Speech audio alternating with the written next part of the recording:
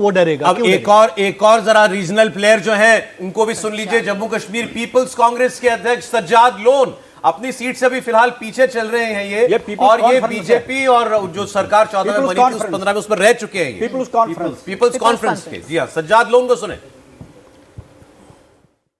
नहीं, क्यों नहीं, कॉन्फिडेंस तो है, मेहनत बहुत की है, बाकी अल्लाह के हाथ। मैंने पहले भी बोला है कि जो ही नतीजे आएंगे हम उसके बैठ के पार्टी जो है डिसाइड करेगी कि हमारे जो इश्यूज हैं JNK के बहुत ज़्यादा हैं। यूटी है, स्टेटहुड नहीं है, 370 लिया गया है। सो लेट्स एलजी ने जो कल ये आया कि 5 सीटें जो है वो नॉमिनेट दैट मुझे नहीं लगता that's in the spirit of democracy, तो नहीं, that's against the spirit of democracy.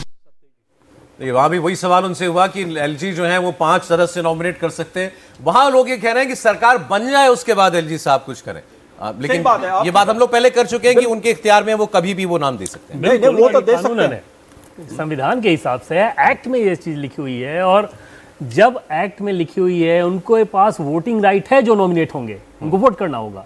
तो फिर ये कैसे संभव है कि आप उनको उस राइट से मरहूम कर दें, और क्यों करें, वजह क्या है? वो अभी फिलहाल तो ये है कि ना अन्य की जरूरत पड़े शायद किसी को, ना उन वो जो मनोनीत सदस्य हैं उनका कोई रोल हो। 47 पर कांग्रेस नेशनल कॉन्फ्रेंस का जो अलायंस है वो पहुंच गया। तो जो मनोनीत सदस्य आप जोड़ भी दें उसके बाद भी जो मेजोरिटी का नंबर है 48 का, 48 का, उसके बिल्कुल करीब ये पहुंच चुका है कांग्रेस नेशनल कॉन्फ्रेंस का आंकड़ा। 47 पर आप उनको आगे देख रहे हैं। मतलब जम्मू कश्मीर में भी एक अपने दम पर यह अलायंस सरकार बना सकता है, उसके पास पहुंचता हुआ दिखाई दे रहा है। हरियाणा में कांग्रेस पार्टी की क्लियर कट सरकार बनती दिख रही है। जम्मू कश्मीर में त्रिशंकु विधानसभा होगी अगर ये अन्य का आंकड़ा आपको बढ़ता हुआ दिखाई देता है, जिसकी उम्मीद पहले बहुत ज्यादा थी, लेकिन उतना नंबर ये नहीं दिख रहा। इसके अंदर छोटी पार्टियां, इंडिपेंडेंट्स सब हैं, लेकिन वो अभी आपको 12 पर दिखाई दे रहा है बहुत देर से।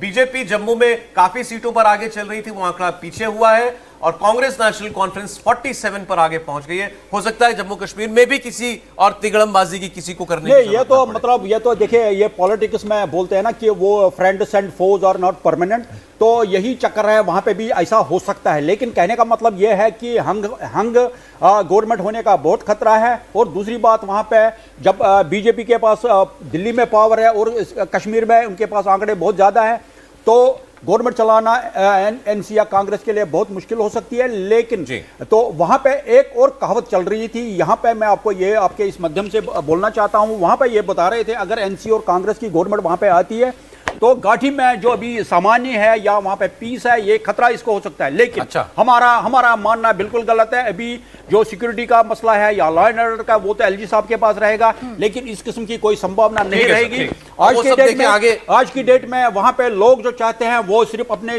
बच्चों के कैरियर को देखते हैं, उसके बाद डेवलपमेंट को देखते हैं, उसके बाद उनको अगर सरकार बन जाने के बाद वो डेवलपमेंट नहीं होती है तो फिर तो निश्चित हालत खराब हो जाएगी। रुझान ये बता रहे हैं कि 47 पर एनसी और कांग्रेस का गठबंधन आगे है, सिर्फ एक सीट से पीछे है। और बीजेपी की अगर आप बात करेंगे तो 31 सीटों पर यह आंकड़ा बढ़ रहा था, लेकिन धीरे धीरे करके बीजेपी थोड़ा सा पीछे जरूर आई है। और फिलहाल कांग्रेस और एनसी के इस गठबंधन के जो आंकड़े हैं उसे देखकर यह कहा जा सकता है कि बहुत ज्यादा मेहनत करने की शायद यहां पर भी जरूरत ना पड़े। शायद निर्दलीय या जो अदर्स की हम बात कर रहे हैं उनकी जरूरत भी ना पड़े सरकार के इस फॉर्मेशन